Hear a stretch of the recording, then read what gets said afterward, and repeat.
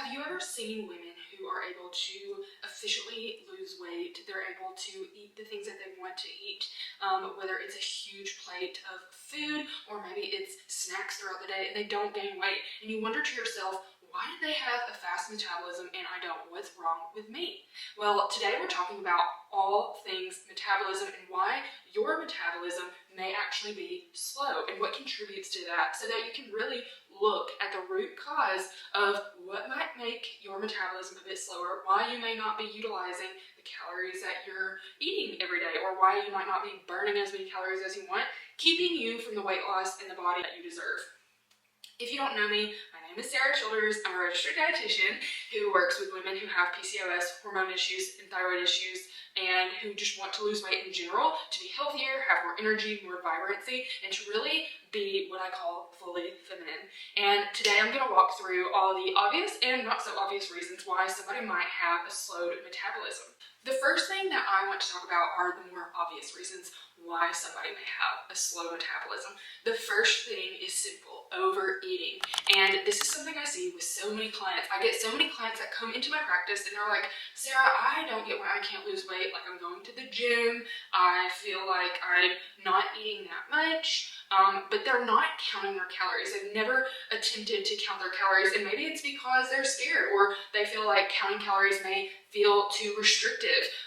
But when I work with clients, I always tell them you've got to start out counting your calories at least to see where you're starting from. And most of the time, we actually see that women are not taking into consideration that extra piece of chocolate here, or that bag of chips there, or that extra serving at their meal. And they end up counting all their calories and they realize that they actually have been overeating. And so that is the most obvious reason why somebody's metabolism may be slow. It's actually not even that their metabolism is slow. It's just that they're eating a surplus of calories, but they haven't done the hard work and actually taken the time to count their calories. And I think a lot of times women are scared to do this, but this is actually not a scary thing, because you may find that, oh, well, the only problem is that I'm eating too many calories, so I'm just going to be intentional about what I'm putting in my body. Or I do get women who aren't eating enough calories, and we can kind of see that from our assessment when we're looking into why somebody may not be losing weight. And I know what you're thinking is, why would somebody see you if they're not eating enough calories? Wouldn't they be skinny? Not necessarily, which I'm going to talk about towards the end of this video when I talk about the less obvious reasons for why your metabolism may be slow. The next obvious reason for why your metabolism may be slow is poor ingredients. Now, this kind of goes hand in hand with overeating. If you overeat, and if you overeat things that have poor ingredients, you likely have a slow metabolism because you're not getting the nutrients that you need in your diet, but also that those ingredients that aren't great in, say, junk foods, chips, cookies, crackers, all the things in the inner aisles of the grocery store that we see that are really processed, those things can cause inflammation, which can cause us to hold on to weight.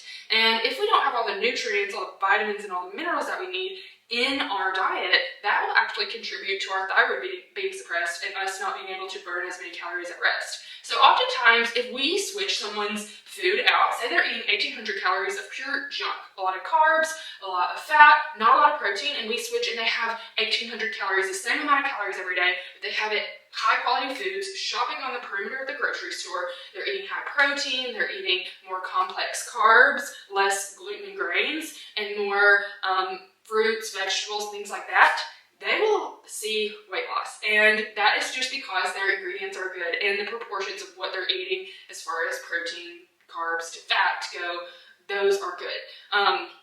The next and last obvious reason that I have why somebody might have a poor metabolism is chronically under-exercising.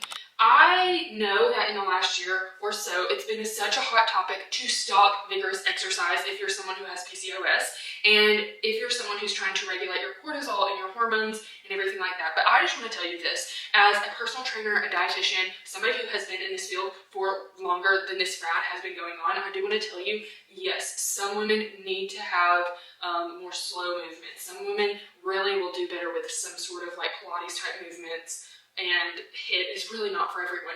But for those of you who maybe you're naturally athletic, maybe you're naturally just get in shape a lot easier, maybe you are, maybe you like to exercise, exercise may not be your main issue as far as like needing to tone down the exercise.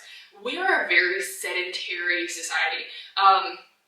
You can probably notice that I live in the South, and here we are super sedentary. There's not a lot of hiking to do. There's not a lot of going out and enjoying nature other than just a simple walk around your neighborhood or down your street. When we're thinking of our daily activity, that is something to take into consideration, because I get a lot of clients who come to me and they want to lose weight, they eat healthy, but they never work out. Or when they work out, it's just a walk. A walk should be our minimum. You should be getting 5,000 steps in at minimum in a day of you not exercising at all.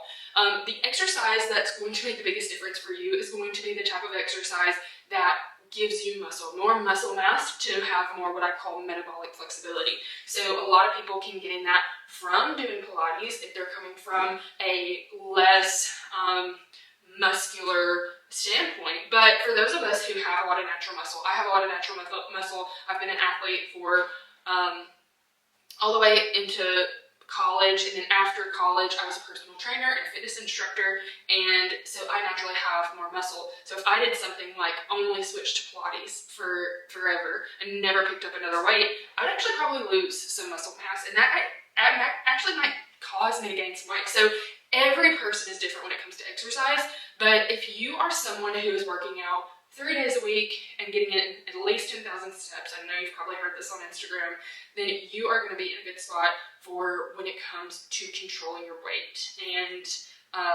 when we're not losing weight or when we have a slow metabolism, a obvious reason can be our physical activity. So let's get into the not so obvious reasons why somebody may have a slow metabolism.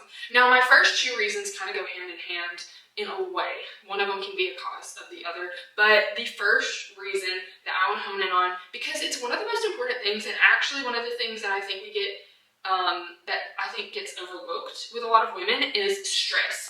And so many of us know we're stressed. We complain about our stress. We don't like the stress that we're under, but we are stressed, and that actually can be a reason why our metabolism has slowed down. And the reason for this is when you are stressed, when you are chronically stressed, your body produces in your adrenal glands cortisol. And when your cortisol, I'm going to try to put an example here of what your adrenal glands and cortisol looks like.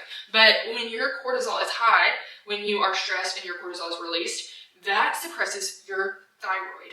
And that causes everything to slow down a bit. When your thyroid is suppressed, everything in your body is suppressed. And that means that you burn calories at a slower rate. So you burn less calories at rest per day when you're stressed for a long period of time. So when I have clients who are chronically stressed and they can't lose weight, the first thing we need to work on is their stress level. And stress can be mental, emotional, physiological. So if you are fighting some sort of autoimmune condition, or if you are fighting constant viruses or infections, that can actually cause stress.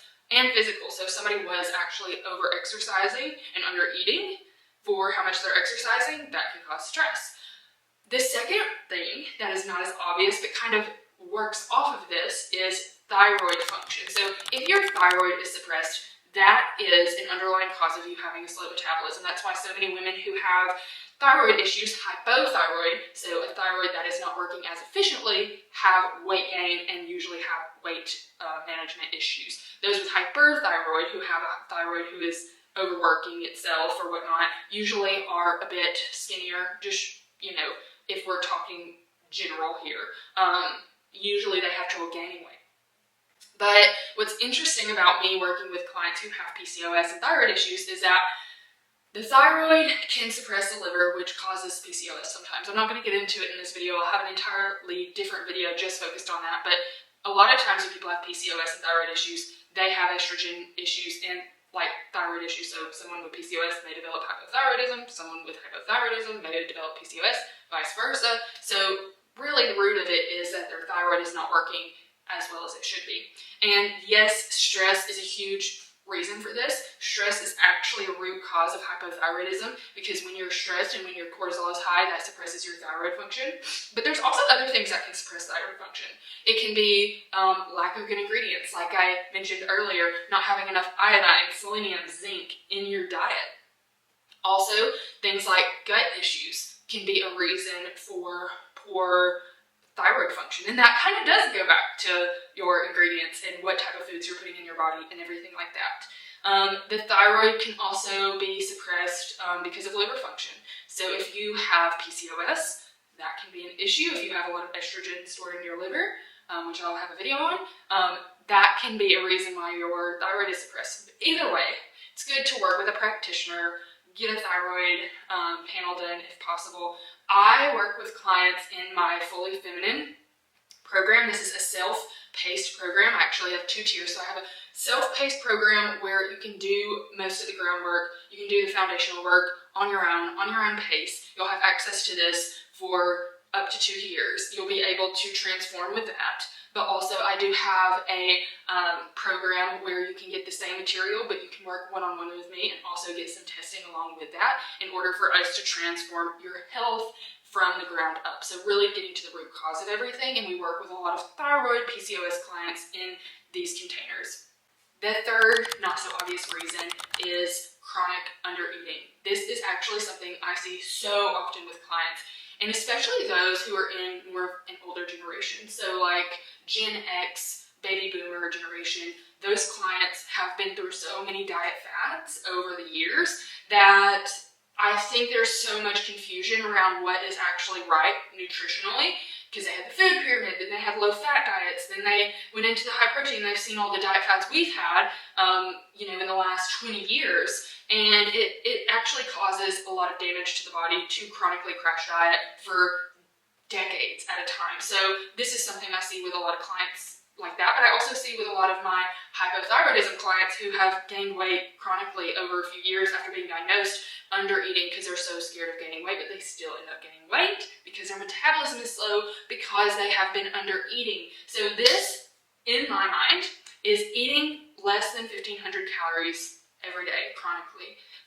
We weren't really built to eat in a calorie deficit for more than 12 weeks. So when I see clients who have had 1,200, 900 calorie diets for months, if not years, I know that is why they have gone into starvation mode, why their metabolism is so slowed. This is also something that I talk about in my Fully Feminine course, where you can actually learn how to reverse diet out of a strict calorie deficit, how to increase those calories so that your metabolism can be boosted again, you can lose weight, and also this supports your thyroid. The reason that this actually happens, the reason and the science behind starving yourself or eating in a calorie deficit for way, way, way too long, the reason that slows your metabolism down is because when you're not eating enough, your blood sugar gets low. When your blood sugar gets low, when that insulin is low, your cortisol spikes. It's because your body thinks you're in famine. It's freaking out. What's happening? How can we get food? We need fuel. So your cortisol raises, and that also sometimes causes your blood sugar to raise. And when blood sugar is released into the bloodstream, it sometimes is stored in the fat cells, and that's where fat cells grow. But also, when your cortisol is high, that suppresses your thyroid, which I talked about earlier. It goes into the thyroid suppression. A lot of people have developed hypothyroidism mostly because they've chronically dieted for years. That's why you see so many women who are older develop hypothyroidism. But now, with our culture and how things are changing and perfectionism and wanting to have it all as a woman, I feel as though that's why we've seen so many women who are much younger, in their 20s and 30s, sometimes even in their teens, developing hypothyroidism. The next two most not so obvious reasons for why your metabolism may be slowed is gut health and inflammation. And I put these two together because they do go together. Everything starts in the gut. Socrates says all disease starts in the gut, and he was not lying when he said that. Because your gut is the gatekeeper of your body. It's the first place in which food is exposed to your GI tract anyways. Is the first place your body is exposed to food and the nutrients. So food is meant to be used as fuel, as medicine, but since there is, sensory experiences along with food, it gets distorted, and we tend to use food as an emotional crutch, or maybe we use food as just a way to enjoy our life even more. So when we're talking about gut health, it does kind of go back to like healthy ingredients. We want ingredients that are gut healthy, whatnot, but also there can be other issues outside of just the types of foods you eat that can cause poor gut health. If you're chronically stressed, that actually causes your gut to be off. So what I mean by this is when we eat in a state of stress, when we're rushing, we're distracted when we eat, we do this for weeks, months, if not years on end, we're constantly eating and our digestion is not working well. So when you have digestion that is not working efficiently, things like stomach acid that kills pathogens, or your liver releasing bile, or your pancreas releasing digestive enzymes to break down the food that you're eating and kill things like fungus, candida, bacteria, pathogens. Those are supposed to be killed before it gets to your gut, before it gets to your small intestine. So when you're eating distracted, when you're not chewing your food completely, when you're stressed, that causes those pathogen killing gut healthy digestive juices to not release efficiently, and that can lead to overgrowths like candida or SIBO. I don't know if these are anything you have heard about, but I'm going to do a gut health deep dive video on my GI map test that I offer within my Fully Feminine one-on-one protocol, where the version where you work with me one-on-one, we do GI map testing, but this can cause a lot of inflammation in and of itself. When you have been exposed to poor ingredients and stress for a long time, that actually causes your gut lining to become inflamed. And this can be for a few different reasons. Undigested food, overgrowths, poor ingredients such as seed oils, excessive amounts of sugars, additives, whatnot, chemicals, toxins, you know the deal.